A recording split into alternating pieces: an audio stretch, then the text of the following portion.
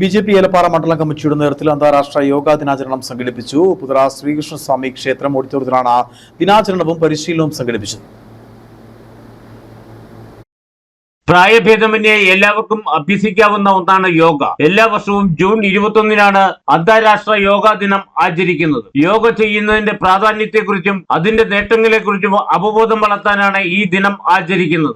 2014 September 27-ന് ഐക്യരാഷ്ട്ര general അസംബ്ലിയിൽ ആശയം പ്രധാനമന്ത്രി നരേന്ദ്രമോദി മുന്നോട്ട് വെച്ചത്. 2015-ലാണ് അന്താരാഷ്ട്ര യോഗാ ദിനം ആചരിച്ചു തുടങ്ങിയത്. 2015 മുതൽ എല്ലാ വർഷവും ബി.ജെ.പി. ഏലപ്പാറ മണ്ഡലം കമ്മിറ്റി യോഗാ ദിനത്തിൽ പരിശീലനം സംഘടിപ്പിച്ചു വരികയാണ്. ഈ വർഷവും യോഗാ ദിനാചരണം സംഘടിപ്പിച്ചു. ബി.ജെ.പി. ജില്ലാ general secretary C Santhosh Kumar yoga ദിനാചരണം ഉദ്ഘാടനം ചെയ്തു.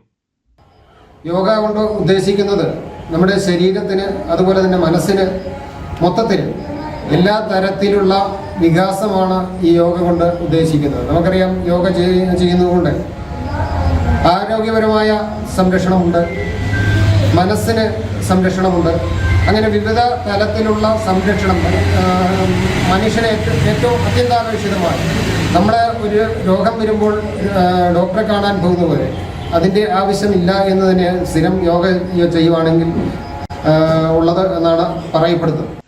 ബി.ജെ.പി. ജില്ലാ സെക്രട്ടറി സന്തോഷ് കൃഷ്ണൻ, ഏലപ്പാറ മണ്ഡലം പ്രസിഡന്റ് കെ.വി. അനീഷ്, മണ്ഡലം ജനറൽ സെക്രട്ടറിമാരായുള്ള വിനോജ് കുമാർ, കെ. വിജയകുമാർ, മണ്ഡല ട്രഷറർ സജിൻ ഉണ്ണികൃഷ്ണൻ, മണ്ഡലം വൈസ് പ്രസിഡന്റ് എൻ.ഡി. വിജയൻ, ഉപ്പുതറ മണ്ഡലം പ്രസിഡന്റ് കെ. രാജപ്പൻ, ബൈജു എന്നിവർ പങ്കെടുത്തു.